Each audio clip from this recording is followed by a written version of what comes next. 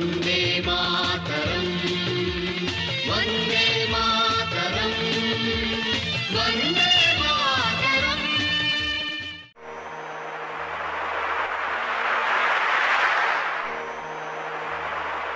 जय हिंद, वंदे मातरम, भारत माता की जय।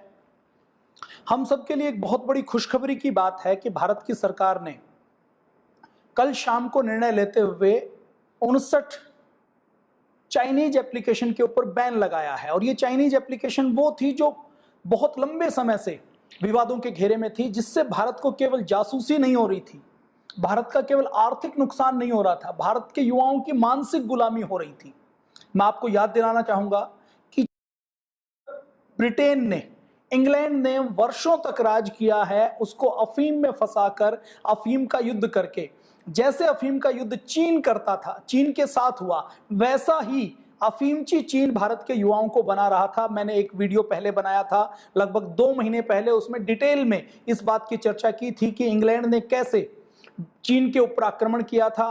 1842 से लेकर 1856 तक 2 से 3 बार उसने आक्रमण किया, जबरदस्ती चाइना को अफीम खिलाई, चाइना के बच्चों से लेकर चाइना के सभी लोगों को अफीमची बनाया और अफीमची बनाकर उनको गुलाम बनाकर हांगकांग के ऊपर कब्जा किया। चाइना से चांदी के रूप में, चाय के रूप में चाइना को वर्षों तक लूटता रहा। तो जैसा चाइना के साथ हुआ वैसा चाइना पूरी दुनिया के साथ कर रहा था। और दुनिया की हम बात करें तो दुनिया में भारत, जो हमारा देश है, इस भारत के साथ भी चाइना अपने सॉफ्टवेयर की, अपने एप्लीकेशन की मदद से मानसिक गुलाम बना रहा था। पूरे भारत में कचरा फैलाया हुआ था और हम सब के लिए हर्ष की बात है, खुशी की बात है। देखिए, अभी कल एक सर्वे करवाया गया, एक इंस्टीट्यूट है, इंस्टीट्यूट ऑफ ह्यूमन ब्रांड, उसने एक सर्वे करवाया, टेलीफोनिकली सर्वे था। उस सर्वे में उसने बहुत से लोगों से पूछा कि बताइए टिकटॉक ऐप है, ये चाइनीज ऐप है या नहीं है।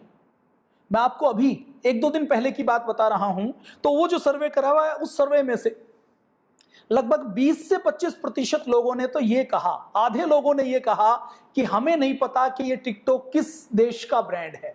ओप्पो के बारे में जब उनसे पूछा गया तो ओप्पो के बारे में एक बड़ी संख्या सर्वे वालों में से वो थी जिन्होंने कहा कि हमें नहीं पता ओप्पो कहां का ब्रांड है। कुछ लोगों ने कहा कि ये ओप्पो ब्रांड यूके का है, यानी कि इंग्लैंड का है, ये कहा। तो आप अंदाजा लगा सकते हैं, आप और हम जो थोड़े से देशभक्त हैं, थोड़े से जागरूक हैं, वो इन चीजों को देखते हैं, इन चीजों को पहचानते हैं। लेकिन एक बड़ी संख्या ऐसे नौजवानों की है, ऐसे लोगों की है जिनको पता नहीं है, जिनको कोई बताने वाला नहीं है, जिनको कोई जन जागरूकता नहीं है कि इन एप्लीकेशन से कितना नुकसान होता है। अकेली टिकटॉक के कारण, टिकटॉक के सबसे अधिक यूजर भारत के अंदर है, अकेले टिकटॉक के कारण भारत में ये सर्वे करवाया गया था और ये डाटा एनालिसिस करके ये डाटा निकल के आया था कि भारत के अंदर टिकटॉक के लगभग 60 करोड़ यूजर हैं। टिकटॉक और उसकी अलाइड, जो टिकटॉक की जो मदर कंपनी है, उसकी जो एप्लीकेशन है, उनके यूजर 52 मिनट औसतन टिकटॉक के ऊपर बिताता है। तो 60 करोड़ और 52 मिनट को अगर हम गुणा करते हैं तो ये बनता है 50 करोड़ घंटे।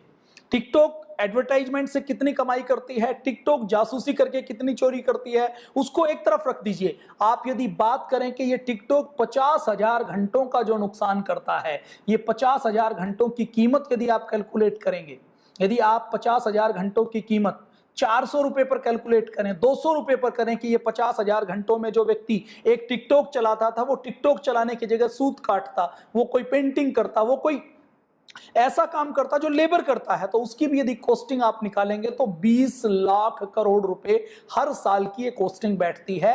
टिकटॉक से कितना नुकसान होता था आप अंदाजा लगा लीजिए। मैंने उसकी एडवर्टाइजमेंट को एक साइड रखा, उसके प्रॉफिट को एक साइड रखा। मैं अगर सीधे सीधे जो काम का नुकसान होता था उसकी मैं बात करूं तो केवल टिकटॉक के कारण, काम के नुकसान की बात की जाए तो टिकटॉक के कारण 50,000 घंटों का जो नुकसान होता था, उससे अगर उसको कैलकुलेशन किया जाए, उसको यदि अनस्किल्ड वर्कर के वेजेज से अगर हम जोड़ें कि उसकी मजदूरी कितनी होगी और उससे कितना नुकसान है, तो देश को लगभग 20 लाख करोड़ रुपए का इन चाइनीज एप्लीकेशन के कारण नुकसान था। और इन 20 लाख करोड़ रुपए को अगर हम सिंपल भाषा में आप समझना चाहें तो अपने देश के अंदर, भारत के अंदर 6,38,365 गांव हैं। अगर हम इसको गुणा भाग करते हैं तो आप यूं समझ लीजिए कि हर गांव को हर साल 3 लाख करोड़ रुपए का नुकसान हो रहा था इसकी लेबर के कारण। इसके अलावा इस टिकटॉक के कारण कितने बच्चे सुसाइड करते थे, कितने अपराध करते थे, कितने निकम्मे और नकारा बनते थे। बहुत से लोग, अभी फेसबुक ट्विटर के ऊपर बहस चली हुई है, जो वामपंथी मानसिकता के लोग हैं वो कहते हैं कि ये एप्लीकेशन तो बहुत काम आती थी, इसमें कोई तो डिक्शनरी की एप्लीकेशन थी, इसमें एक एप्लीकेशन तो ऐसी थी जो एजुकेशन देने का काम करती थी, इससे तो सीखते थे। वो कैम स्कैनर के बारे में कहते हैं कि कैम स्कैनर का प्रयोग करके तो बच्चे फोटो कॉपी को, अपनी कॉपी की पिक को एक दूसरे से शेयर करके वो एजुकेशन को बढ़ाते थे। तो लोग ऐसे बेतुके तर्क दे रहे हैं कि इनसे तो एजुकेशन होती थी। तो ऐसे लोगों के तर्क के लिए आप समझ लीजिए, कोई भी आज तक टिकटॉक के ऊपर वीडियो बनाकर, लाइकी के ऊपर, हेलो के ऊपर भद्दा एंटरटेनमेंट करके कोई भी व्यक्ति, यदि हम बात करें पबजी का गेम खेलकर कोई व्यक्ति ना तो कैप्टन विक्रम बत्रा बना है, ना कैप्टन होशियार सिंह बना है, ना कैप्टन जसवंत सिंह बना है, ना कोई सैनिक बना है, ना कोई गामा पहलवान बना है, ना कोई दारा सिंह बना है। आज तक टिकटॉक और पबजी का प्रयोग करके कोई भी व्यक्ति डॉक्टर एपीजे अब्दुल कलाम नहीं बना है, बाबा रामदेव नहीं बना है, आचार्य बालकृष्ण नहीं बना है, सचिन तेंदुलकर नहीं बना है, मेजर ध्यानचंद नहीं बना है। तो टिकटॉक और पबजी से ना तो कोई खिलाड़ी बना है, ना कोई शिक्षाविद बना है, ना कोई बड़ा कोई निशानेबाज या कोई बहादुर बना है। तो जो लोग ये तर्क देते हैं कि इन एप्लीकेशन से तो लोगों का मनोरंजन होता था, या लोगों के अंदर कॉन्फिडेंस बिल्डिंग होती थी, या लोगों को शिक्षा मिलती थी, एजुकेशन मिलती थी, वो खोखला तर्क है। अब दूसरा कुछ लोग तर्क क्या दे रहे हैं कि जी इन एप्लीकेशन के ऊपर बैन लगा दिया तो बैन लगाने से बहुत से लोग बेरोजगार हो जाएंगे। ये जो 59 एप्लीकेशन के ऊपर बैन लगाया है, इन 59 एप्लीकेशन की मैं बात करूं तो 59 एप्लीकेशन के ऊपर बैन लगाने में कितने लोग बेरोजगार होंगे। ये जो टिकटॉक कंपनी है ना, ये टिकटॉक जो एप्लीकेशन है, इस एप्लीकेशन की जो मदर कंपनी है, जिस ब्रांड का ये टिकटॉक एप्लीकेशन है, उसके टर्नओवर की बात करूं तो वो ब्रांड 56,000 करोड़ रुपए का है। 56,000 करोड़ रुपए की कंपनी है, और 56,000 करोड़ रुपए की कंपनी में 40,000 करोड़ रुपए केवल भारत से वो कमाती है। तो आप अंदाजा लगा लीजिए किस कदर वो लूटती हैं। केवल आर्थिक शोषण नहीं करती, टिकटॉक के माध्यम से एक बार, अभी 1 साल पहले की बात है, किसी हाई कोर्ट में एक एप्लीकेशन लगाएगी कि टिकटॉक के कारण लोगों के अंदर पोर्नोग्राफी बढ़ रही है, लोगों के अंदर अश्लीलता बढ़ रही है, नौजवान लड़के लड़कियां टिकटॉक के माध्यम से एसिड अटैक को, पोर्नोग्राफी को, हिंसा को, इसको बढ़ावा दे रहे हैं। तो हाई कोर्ट ने कुछ दिनों के लिए टिकटॉक के ऊपर बैन लगाया था। वो जब बैन लगा था तो टिकटॉक ने बयान जारी करके कहा था कि मेरा एक दिन के बैन लगने में 33 करोड़ रुपए का नुकसान है। अब इसको दूसरे शब्दों में आप समझ लीजिए कि 59 एप्लीकेशन के ऊपर बैन लगाया है। यदि एक टिकटॉक का एक दिन का 33 करोड़ रुपए का नुकसान है, तो वो 33 करोड़ का नुकसान जो उस कंपनी को हो रहा है, इसका मतलब क्या है, वो भारतीय सेना को उतना फायदा है।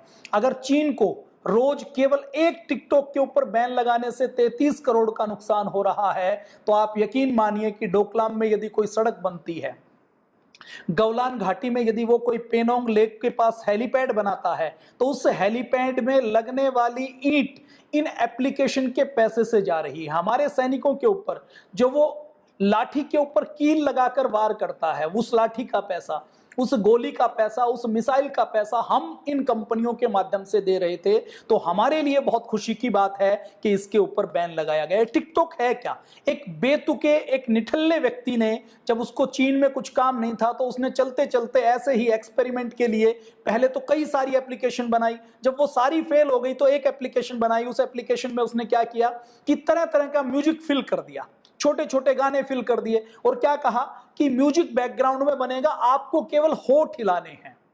अब ये एप्लीकेशन उसने चलाई।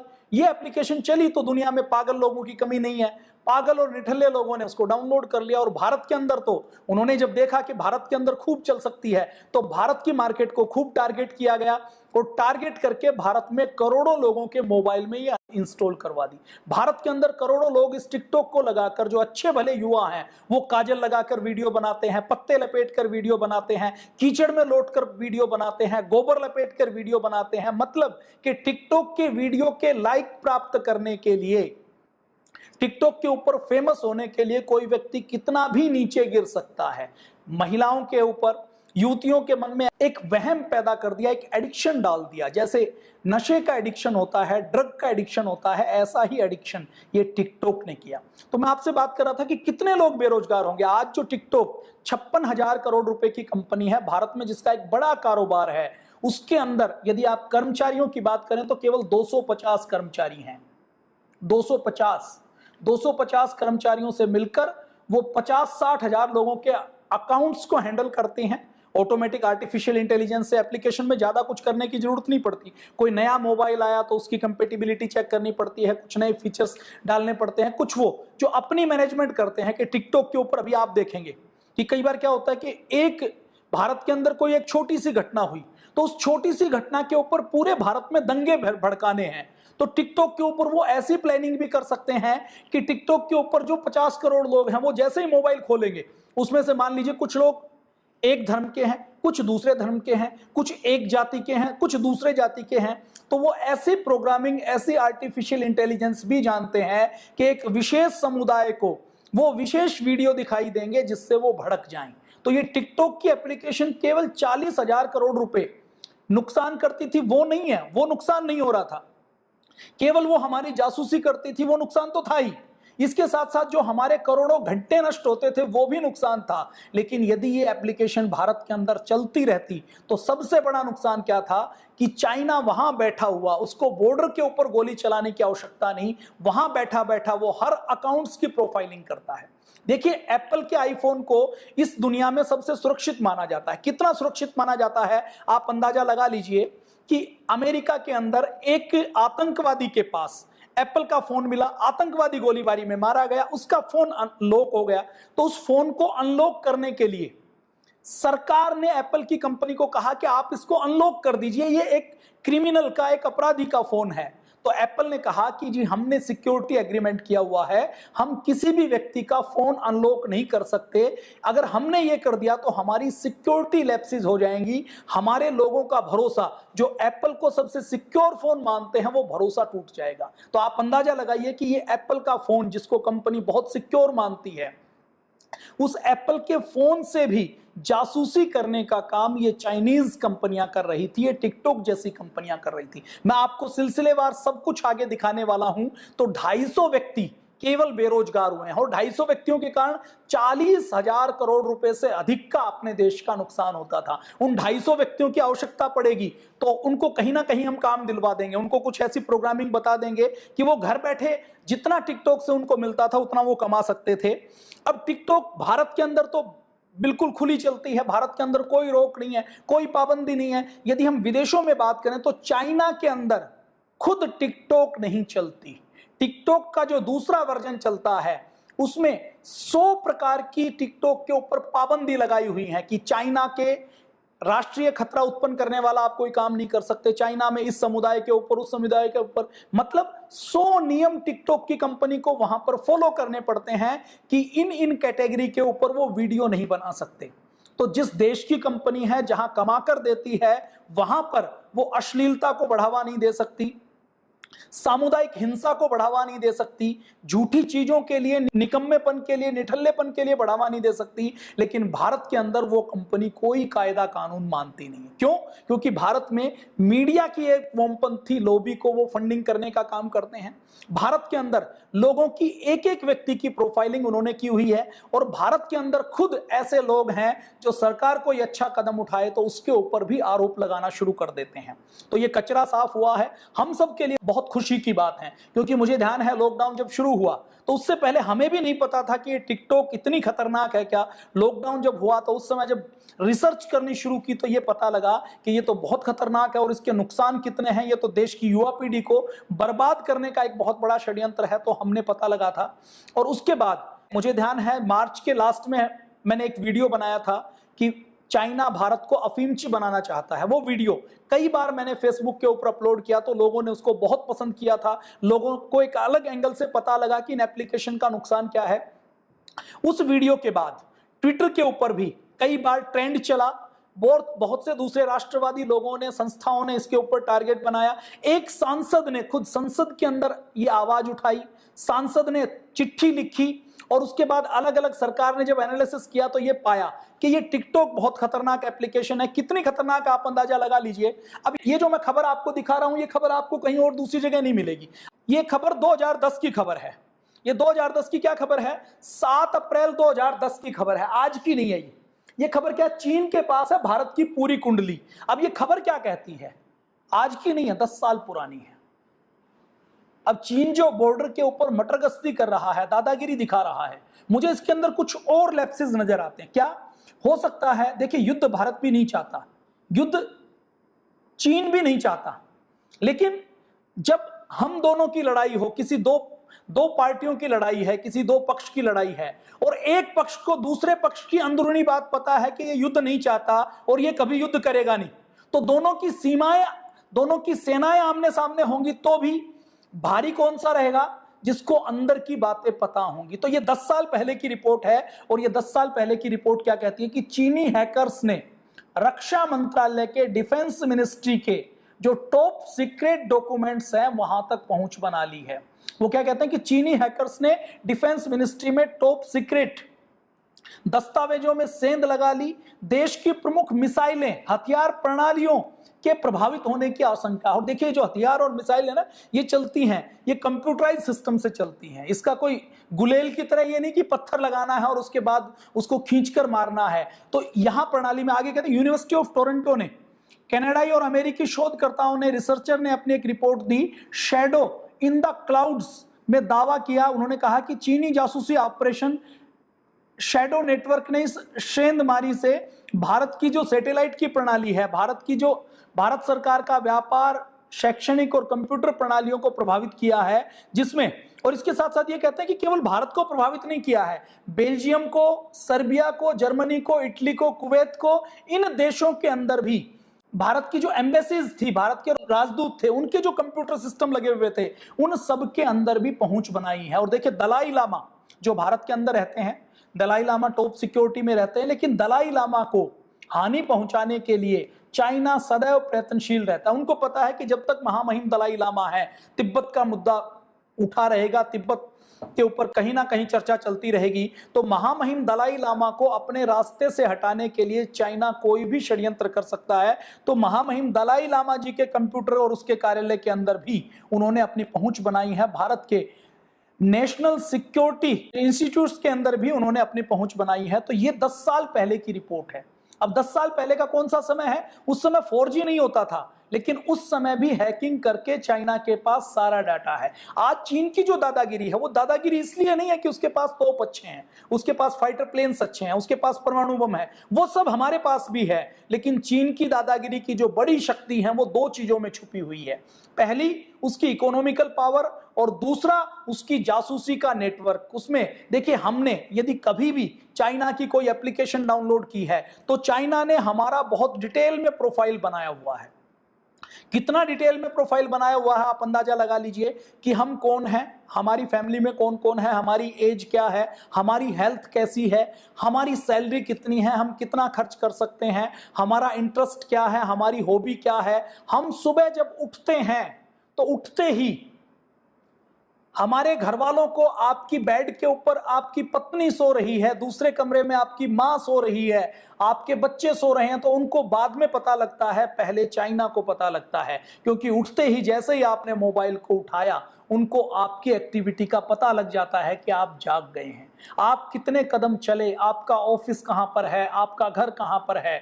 ये एप्लीकेशन टिकटॉक से लेकर, लाइकी से लेकर, कैम स्कैनर से लेकर, वीमेट से लेकर, ये सारी एप्लीकेशन जब आप इसको डाउनलोड करते हैं तो आपको समझ नहीं आता, वो आप एग्रीमेंट नहीं पढ़ते, वो आपसे परमिशन ले लेती है। आपके कैमरे की परमिशन उनके पास होती है, आपके माइक की परमिशन उनके पास होती है, आप एक एक स्टेप चलते हैं तो वो सारी जानकारी उनके पास होती है।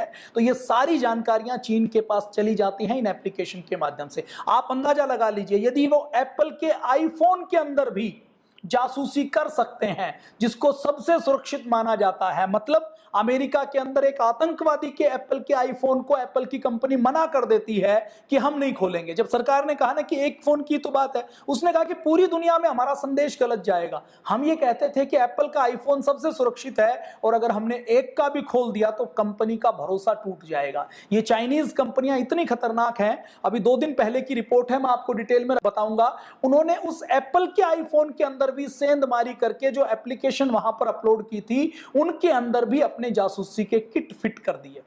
अब टिकटॉक ने बयान दिया है कि हम कोर्ट में जाएंगे। अब ये कोर्ट में जा सकते हैं। देखिए, भारत के अंदर डेमोक्रेसी है, चाइना के अंदर कोई डेमोक्रेसी नहीं है, चाइना के अंदर कोई अपील कोई दलील नहीं है, लेकिन भारत में है। तो आपको हमें जागरूक बनना पड़ेगा। सरकार ने एक कदम उठा लिया, अब दूसरा कदम आपको और हमें उठाना है। वो कदम क्या है? सबसे पहले हम इनके नुकसान को पहचाने। हमें देश को उस अंधेरे में नहीं रखना। जैसा कल मैंने कहा ना कि कल के एक सर्वे में एक कंपनी ने, ह्यूमन ब्रांड ने जब सर्वे किया तो आधे लोगों ने कहा कि हमें तो पता ही नहीं है टिकटॉक किस देश की कंपनी है। उस देश की कंपनी है तो ये कैसे कमाती है, इससे क्या नुकसान हो सकता है, ओप्पो किस देश की कंपनी है। और अभी तो इन कंपनियों ने मास्किंग करनी शुरू कर दी। मास्किंग क्या करनी शुरू कर दी? इन कंपनियों ने अपने भारत के किसी मार्केटिंग के हेड से बयान दिलवाया है कि जी हम तो इंडिया की कंपनी है। फिर ये अपने बोर्ड के ऊपर लिखवाना शुरू कर दिया। फिर इन्होंने अपने हेड ऑफिस शिफ्ट कर दिए। जैसे चाइना में किसी का हेड ऑफिस है तो उसने क्या कहा कि अब भारत के अंदर विरोध बहुत हो गया तो हम अपना हेड ऑफिस शिफ्ट कर लेते हैं। कहां पर शिफ्ट कर लेते हैं? हांगकांग में शिफ्ट कर लेते हैं। कहां पर शिफ्ट कर लेते हैं? मकाऊ में शिफ्ट कर लेते हैं, मलेशिया में शिफ्ट कर लेते हैं, सिंगापुर में शिफ्ट कर लेते हैं, ताकि दिखने के लिए कि वो कंपनी रजिस्टर्ड कहां की है वो उस देश की दिखाई दे। और आपकी जानकारी के लिए एक बात और, अभी चाइना के अंदर देखिए जितनी भी कंपनियां चीन की हैं, कंपनी चीन में रजिस्टर्ड है, चीन के स्टॉक मार्केट में है, या उनके अकाउंट चीन में है, या पहले कभी रहे हैं, उन कंपनियों के लिए चीन की ओर से एक शर्त रहती है कि वो कंपनी अपना सारा डाटा चीन के साथ शेयर करेंगी, सारा डाटा। और वो कंपनियां कहीं भी कुछ इन्वेस्ट करती हैं, जैसे कुछ कंपनियों ने भारत की कुछ कंपनियों में इन्वेस्ट किया हुआ है, जैसे बिग बास्केट के अंदर, बायजूस के अंदर, डिलीवरी के अंदर, ड्रीम 11 के अंदर, हाइक के अंदर, फ्लिपकार्ट के अंदर, मेक माई ट्रिप के अंदर, ओला के अंदर, ओयो के अंदर, पेटीएम के अंदर, पॉलिसी बाजार के अंदर, रिविगो के अंदर, क्विकर के अंदर, स्नैपडील के अंदर, जोमेटो के अंदर, उड़ान के अंदर, डेली हर्ट के अंदर, इन सब के अंदर चाइना की यदि कोई कंपनी कुछ इन्वेस्ट करती है तो वो सारी इंफॉर्मेशन जो उस कंपनी के एक्सेस में है, जो उस कंपनी के पास है, वो उसको चीनी सरकार के साथ शेयर करनी ही पड़ेगी। ये चाइना के अंदर चाइना की सरकार और कंपनियों के साथ ही एक तरीके से का लिखित समझौता है कि सरकार के साथ कोई इंफॉर्मेशन शेयर करने के लिए मना नहीं कर सकती। भारत के अंदर तो कोई भी कुछ भी कह देता है। तो ये 59 एप्लीकेशन को ब्लॉक किया गया है। कौन कौन सी है? टिकटॉक है, शेयर इट है, केवाई है, यूसी ब्राउजर है, बायडू मैप है, फिर क्लैश ऑफ किंग है, डीयू बैटरी सेवर है, हेलो है, लाइकी है, यूकैम मेकअप है, एमआई कम्युनिटी है, वाइबो है, क्यू माल है, क्यूसी न्यूज है, वीचैट है, ब्यूटी प्लस है। अब ये एप्लीकेशन कौन कौन सी हैं?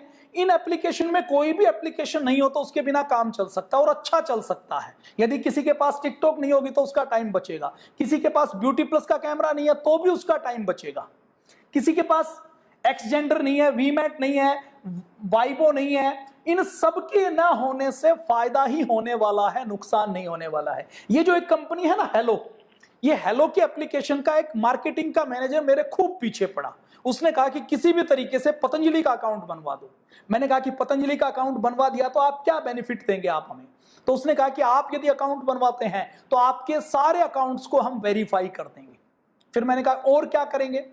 तो वो एक घी का वीडियो आया था, फर्जी घी का वीडियो, वो इस हेलो एप्लीकेशन के ऊपर आया था और हेलो एप्लीकेशन ने हो सकता है उसको प्रमोट भी किया हो। मेरे पास कोई प्रूफ नहीं है, लेकिन वो वीडियो हेलो के ऊपर आया था तो उनका फोन आया कि आप हेलो के ऊपर इसका रिप्लाई दीजिए। फिर हमने कहा कि मैं रिप्लाई दूंगा, तो वो रिप्लाई तो सब तक पहुंचेगा नहीं। तो उसने कहा कि हम ऐसी कुछ व्यवस्था कर देंगे कि आपकी पोस्ट को हम ऐसा बूस्ट करेंगे कि जिसने वो वीडियो देखा होगा उस वीडियो तक ये बातें पहुंच जाएंगी। मैं उस व्यक्ति का नाम नहीं बताना चाहता।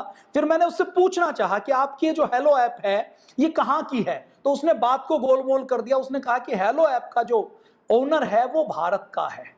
फिर मैंने कहा इन्वेस्टमेंट किस किस की है? तो उसने कहा जी इन्वेस्टमेंट तो पूरी दुनिया से आती है। तो मैं उसके बाद ही समझ गया था कि इसका मतलब इसमें चाइनीज कनेक्शन है। हमें अकाउंट नहीं बनाना था, नहीं बनाया, लेकिन हमें पता लगता है कि उसने 100-125 व्यक्ति केवल इसी काम के लिए रखे हुए थे और उस व्यक्ति ने कैसे वो मेरे पीछे पड़ा। मैं उसका फोन नहीं उठाता था तो मैसेज आता था, फिर मैं उसको कहता था कि कल तक बताता हूं, मैं जरा सोचता हूं, तो फिर वो कहता था कि कल शाम होने से पहले 10 बार फिर उसका फोन आ जाता था। मतलब एग्रेसिव मार्केटिंग करते हुए वो चाहते थे कि जितने लोग हैं उनके अकाउंट बन जाए। फिर मैंने पूछा कि किस किस के बन गए? तो उसने कई योग गुरुओं के नाम बताए साउथ में जिनके आश्रम हैं, जिनको आप भी जानते हैं, मैं नाम नहीं लूंगा। उन्होंने कहा जी वो गुरुजी आ गए, वो फलाना गुरुजी आ गए, वो फलाना भी आ गए, उसका भी अकाउंट है, उसका भी अकाउंट है, आप पूज्य स्वामी जी का अकाउंट भी बना लीजिए, क्योंकि हमारी पहुंच B2 और 3 टायर सिटी के अंदर है। हमारी जो मध्यम और जो दूसरे जो थोड़े से जो दूर दराज के जिले हैं ना, जो कम डेवलप जिले हैं,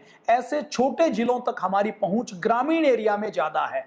इसकी टिकटॉक की पहुंच तो ग्रामीण एरिया में कम है, हमारी ज्यादा है। वीचैट कम है वहां पर, व्हाट्सएप कम है, तो हमारी पहुंच ज्यादा है। हम आपको पूरा प्लेटफॉर्म देंगे, आपको बूस्ट करेंगे। मैंने कहा बूस्ट कैसे करोगे? उसने कहा जी हमारे पास है आर्टिफिशियल इंटेलिजेंस ऐसी कि हम जिस टॉपिक को चाहें, जिस पोस्ट को चाहें, जिस व्यक्ति को चाहें, उसको बार बार दिखा सकते हैं। सब लोगों को वही दिखाई देगा कि पूरे हमारे एप्लीकेशन के सॉफ्टवेयर में ये हो रहा है। तो ये ऐसा करती हैं। तो ये 59 एप्लीकेशन की लिस्ट है। आपको लिस्ट याद करने की जरूरत नहीं है, अपने आप अभी आज या कल तक, कल रात को ऑर्डर जारी हुआ है, 24 घंटे में ये गूगल और एप्पल के पास पहुंच जाएगा। गूगल इसको ऐप स्टोर से ब्लॉक कर देगा और एप्पल भी इसको ब्लॉक कर देगा, तो ये ऐप स्टोर के ऊपर दिखाई नहीं देंगी और ये डाउनलोड भी नहीं होंगी। ये एप्लीकेशन कितनी खतरनाक है, अपने भारत के अंदर लव जिहाद करने का काम ये एप्लीकेशन करती हैं। अब देखिए, अकेले टिकटॉक के अंदर 4.5 करोड़ लोग तो इस साल जुड़े थे और टॉप 100 की ऐप में, टॉप 100 ऐप्स में 2017 में ये 78वें नंबर पर थी, 2018 में पहले नंबर पर आ गई। ये टिकटॉक की बदमाशी है। अब ये देखिए, दूसरी एक खबर है। देखिए, जब तक हम स्वदेशी के रास्ते पर नहीं चलेंगे, हम मजबूत नहीं होंगे, हम लड़ नहीं सकते। चाइना दुश्मन है, चाइना से थोड़ा कम बड़ा दुश्मन अमेरिका है। अमेरिका आज यदि दोस्ती की बात करता है तो इसलिए नहीं करता कि वो कोई संत है, कोई महात्मा है, उसको हमारे से प्रेम है। वो हमसे दोस्ती की बात करता है तो इसीलिए करता है कि हम उसके दुश्मन के दुश्मन हैं, तो उसको थोड़ा सा नजदीक नजर आते हैं।